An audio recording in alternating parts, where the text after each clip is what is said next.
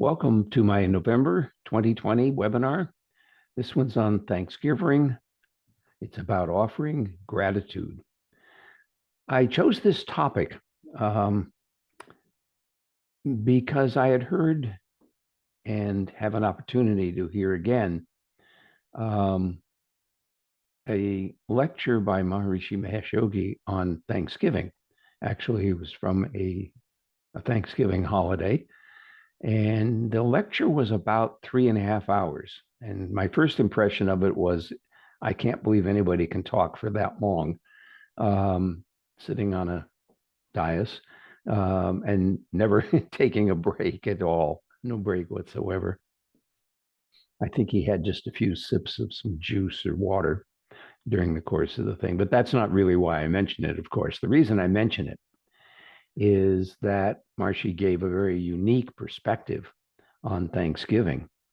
And I reassure you that this lecture will not try to reproduce his, because I couldn't possibly reproduce his lecture, though I've heard it enough times to know pretty much what he's going to say next when I'm listening to it. But that lecture comes from a level, many levels, if you will, above my level. But I think I have something important to say about Thanksgiving, about gratitude, about why we do it, and how it works. That is, what the mechanics are that actually produce effects when we offer gratitude. And so we'll start at a superficial level and hopefully work our way deeply into the mechanics of offering gratitude. And I think we'll see that this is really very, very important in life. It's one of the key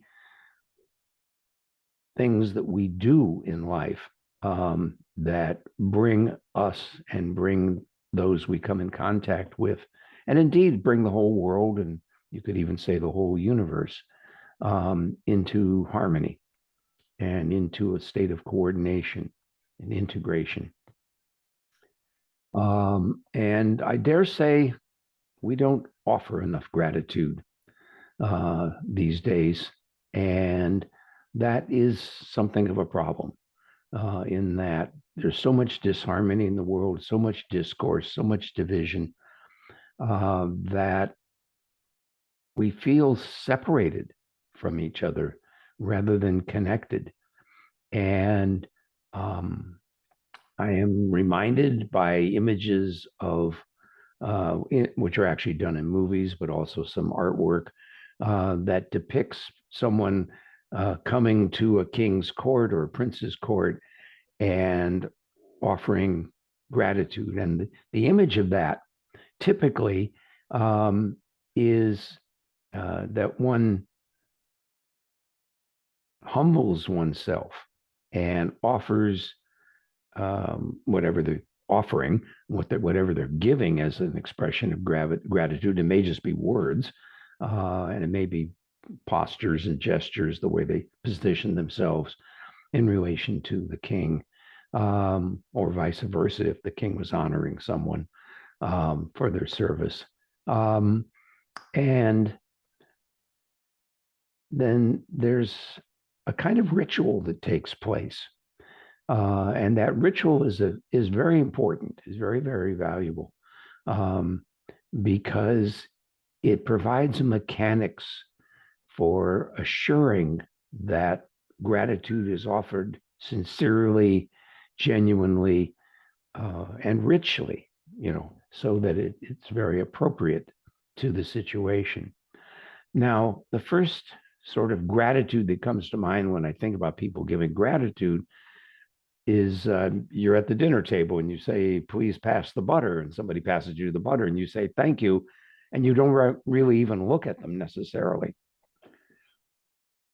Give me 1 second.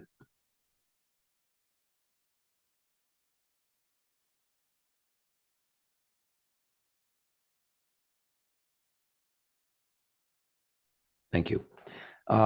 And so the kind of gratitude, or the offering of gratitude, is very cursory, very perfunctory. Really, it's robotic. And it's like I'm saying thank you because I was taught to say thank you when I was very little. My 3-year-old granddaughter lives here in Fairfield, is very good now. She knows when to say thank you. And she says it in this little 3-year-old voice, and it's really quite charming. Everybody's quite struck by it. When somebody will hand her something or do something for her, and then she'll say thank you. And so we learn it very young, and we learn it in a kind of robotic way. It's like, oh, in this context, you say thank you. And often it's not much more than that, if anything more than that. Now, it's nice that we do that. It's not a bad thing. And, we certainly don't want to not do it, but it's just a very low level, if you will, very small amount, just a dash of gratitude there. And it's not insincere. It's just not deep. It's just not something that's really heartfelt. We could think of a more complete kind of gratitude, complete thanksgiving or appreciation of something somebody does for us. Again, it could be anything that they're doing. If we speak directly to the person and look at them and even take some time to offer ourselves to the person. And what I mean by that is that we don't just say thank you, but we elaborate a little bit and we take some time. And again, eye contact is very important.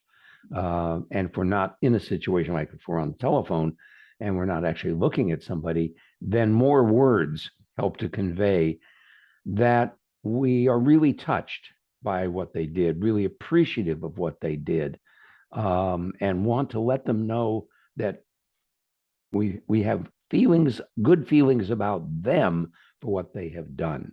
So we might say, "Oh, thank you. I really appreciate, that you did something for me, and that, um, it made my life so much easier or better, or whatever. And I appreciate that you went out of your way, or you did this, or you did that." And so you say a bunch of stuff that tells the person how you feel about what happened. Now, this is not a kind of gratitude giving that most of us are used to. We don't usually say it from our side.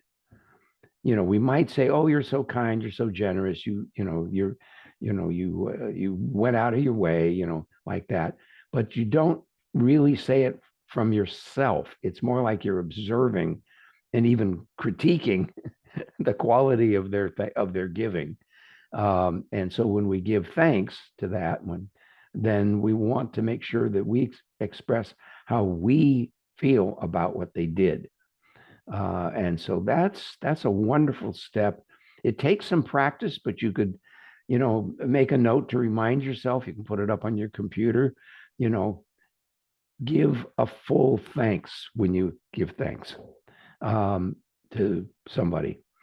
Make sure you really truly thank them from your heart. That is what it's done for you. And it may be that you say, "Oh, my heart just feels so much more full because of what you did, because it was such a special thing, that you went out of your way, you organized something for me, a party or whatever." And you want to let them know how it made you feel and how you value what they did because of how it made you feel. So that's a very deeper, richer kind of Thanksgiving. Now, who do we give thanks to? Anybody, really. Um, Certainly to other people for doing the things that they do for us. We could be thankful to institutions, for doing something, for putting on something, for taking care of something for us. Even a government, you could say, "Well, we're thankful, for the relief that they brought in that disaster or whatever." And so it may not go to individuals, though we may express some thanks to the organization and hence to the individuals. I want to thank the president and his team for doing so and such, which made our lives better or easier or brought us relief from suffering, like that. So it could be gratitude expressed to institutions and organizations. And then it could be something much larger, just gratitude to nature, for the beauty and the wonder of it all. Or gratitude, sometimes we'll say gratitude to God or angels or something that, seem to be supporting our life and making us feel, more whole and more alive, I think would be a good way to say that. Make us feel alive, make us feel a part of the universe, and include us.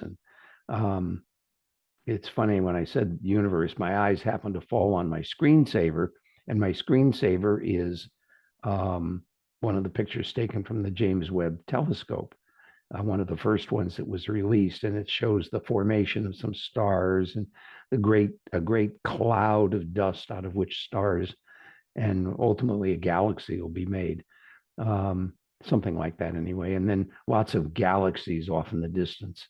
And these are very, very old. They're more than 10 billion years old. At least that's what they think.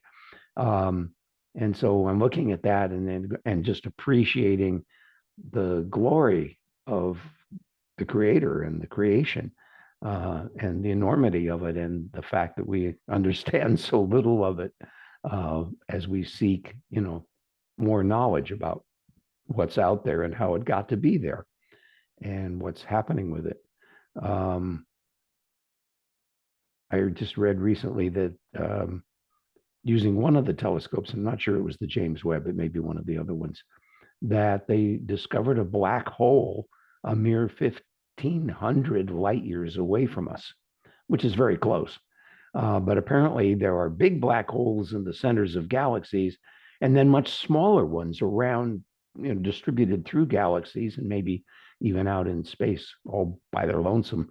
And so there's, new ideas are coming up about how black holes are formed and what they can do. And, are they really portholes from one part of the universe to another? And if would you know, wormholes, portholes, I used the wrong term, wormholes.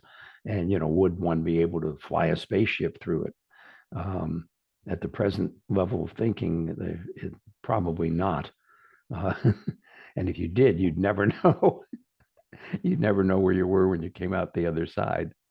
And you would, and if you were light years away, then your, communication would take a really long time if you even knew what direction to point the telescope.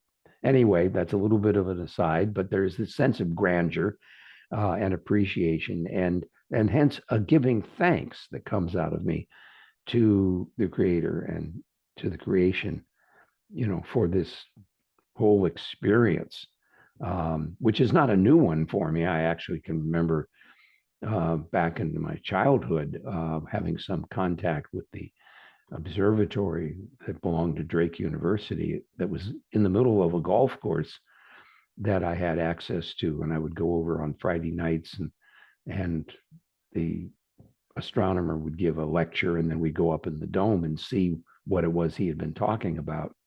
And and one of the great things of that was just that sense developing that sense of wonder of the universe. So that's a kind of gratitude that I actually want to really emphasize, because I think it's very, very important, because it is so deep. It's so much a part of us. It's not just the level of feeling even, but it becomes part of who we are as a person.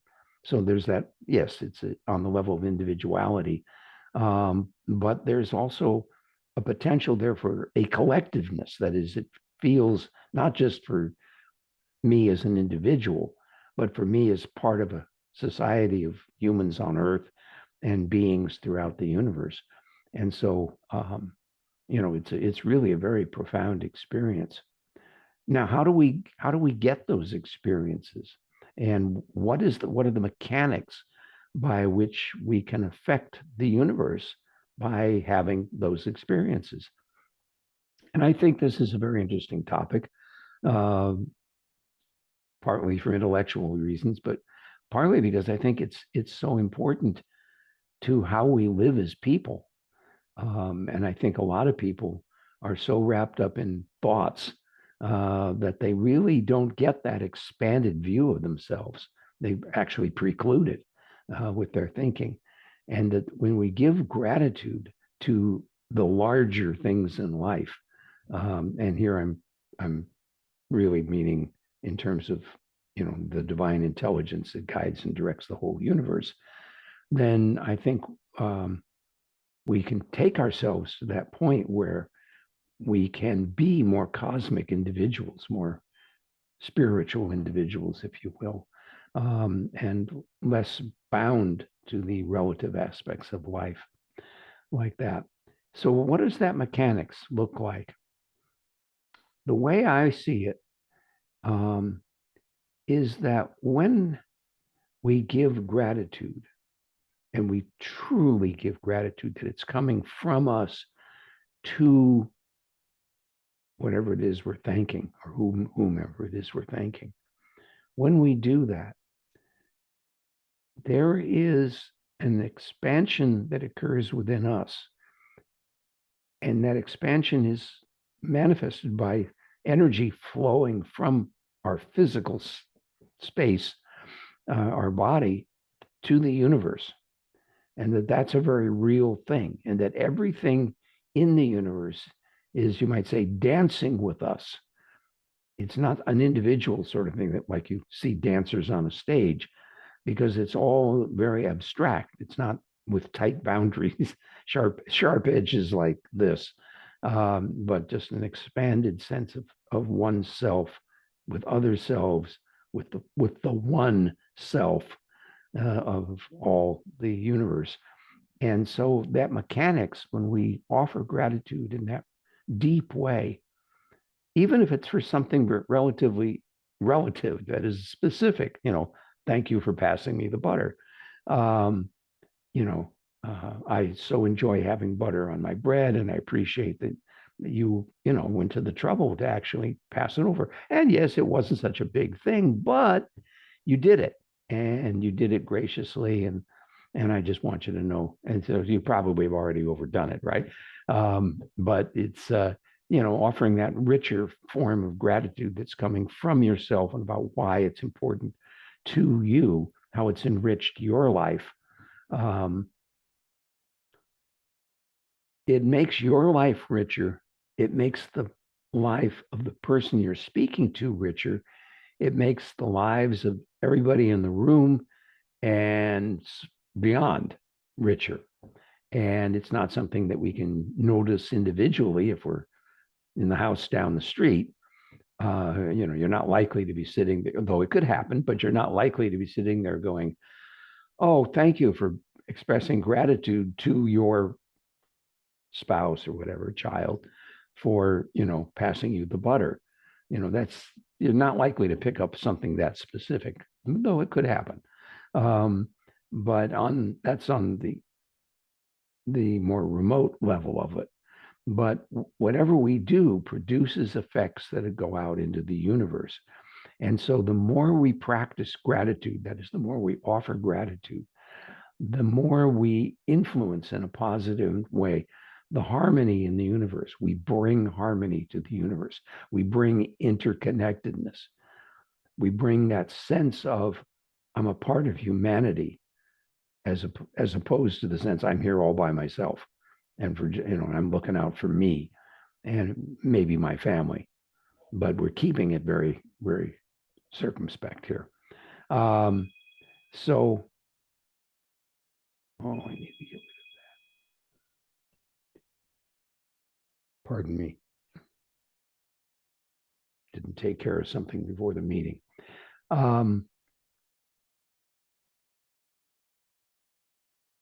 So how do we get there? And we get there mainly by stopping. It's when we pause. I just did it there so as to kind of help everybody shift from this level of intellectual consideration. We're here at this, webinar and so on, so that we drop into that deeper level and we feel our connection. We feel oneness with all that's around us as far as forever. And so pausing, which was something I discussed a month or two ago, pausing is a very important step. And then it's okay initially to have a little thought, conscious thought of feeling gratitude. I am grateful for what they did. And then finding a way to express that. And once you kind of get moving on that, it flows pretty much from itself. But it's the pausing and saying, I want to express gratitude. And that step is very, very powerful. It lays the foundation for saying something. And it doesn't have to be out loud. You can say it inside your head. And even on the level of feeling, you might just feel the thing and let that flow out into the universe. And to be there in the universe like that. And then feel deeply at rest, comfortable, feeling you're at home. And so when we give gratitude like that, we bring everything together. We unify the whole universe. And as much of that as we can take into our awareness. And even if it's just a small level of awareness, there's still the connectedness that's there. And so we learn that through life. If it's done, if we're shown that, we have an opportunity to learn that, to pick that up, and thus to share it. So it's a very, very powerful thing. Let me just take a quick look at my note to see if there's anything else.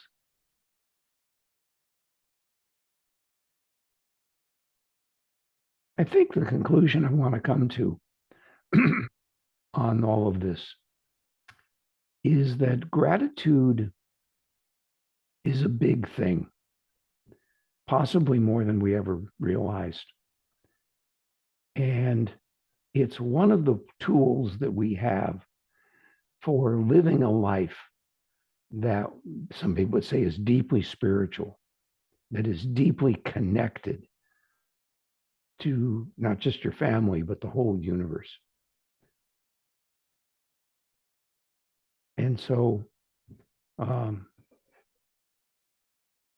it's worth, just trying to remember the phrase from, I think it's Bhagavad Gita, about contemplating and, just taking up all of these ideas. It's worth that, taking that pause, training ourselves to take the pause and expand our awareness and to be grateful, not just for what's in front of us, but all through the universe. So I will end my presentation there and see if there's any comments. You can ask either through the chat function, which now does work, or the Q&A, and I will try to comment or answer questions.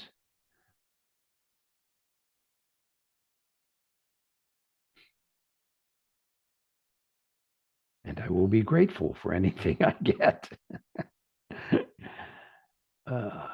I'm not seeing anything come up. I hope this is all working properly. So I will end the recording here. And next month in December, I think we're meeting early. And I just realized I forgot to write down the date. So I'm going to go do the old thing and actually try to turn the page on a calendar. And I believe the second Tuesday will be the 13th. So we will probably do the webinar on the 13th, which is actually 5 weeks. We might do it earlier, but There's a lot of activities in December, so we might do it the 6th because that's already pretty far in. Okay, so look forward to your joining us in December.